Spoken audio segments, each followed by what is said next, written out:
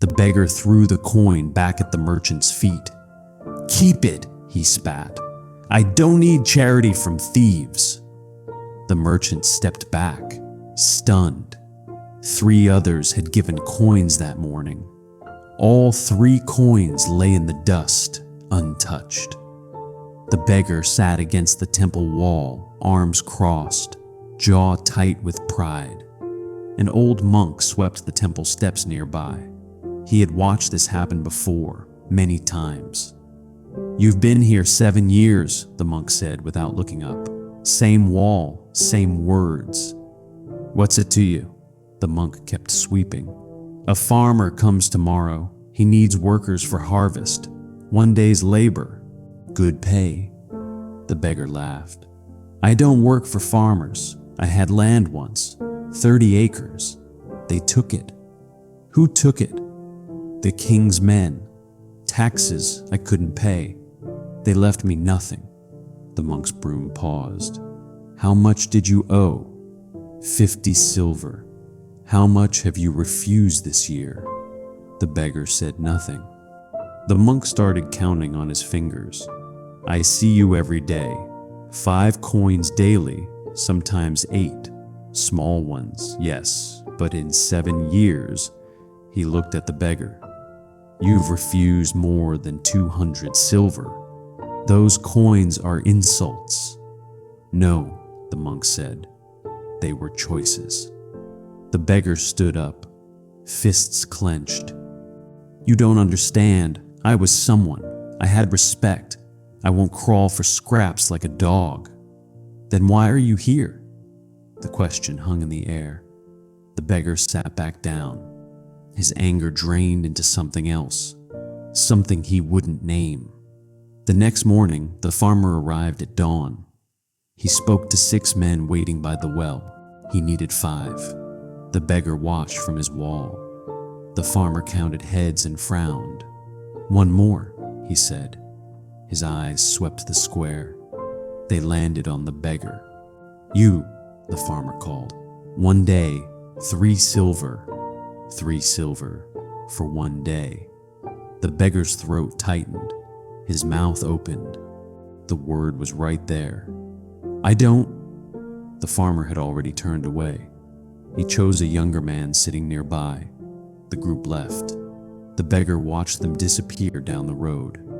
The monk appeared with his broom. "That was 400 silver in 7 years. Stop counting." "Why?"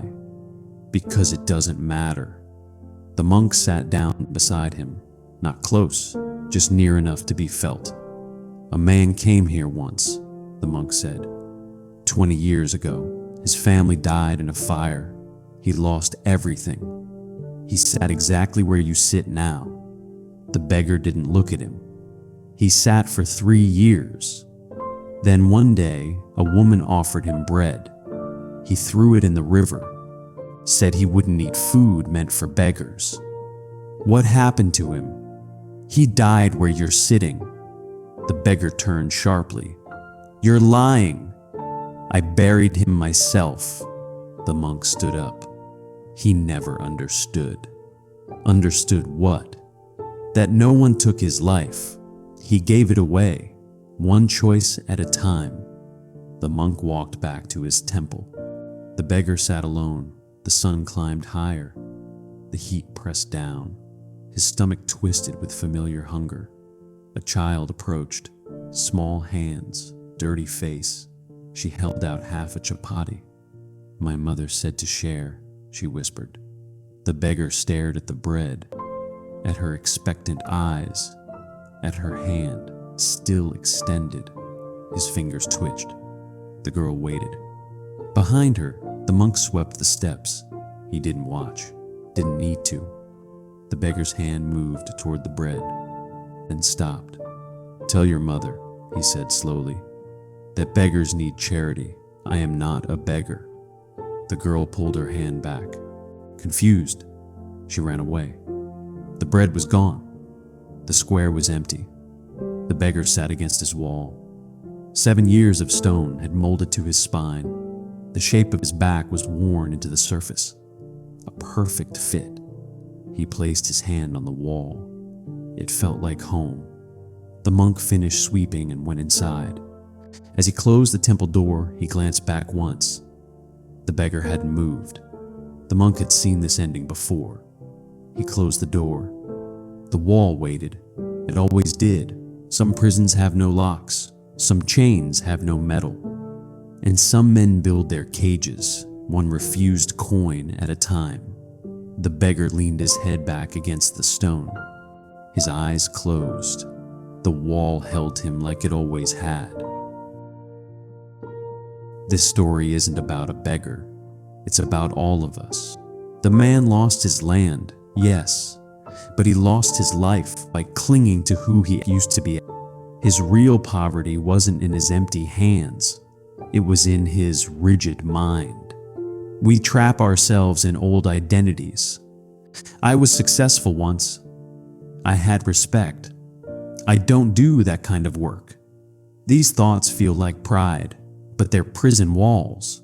We refuse help because we think accepting it means accepting failure.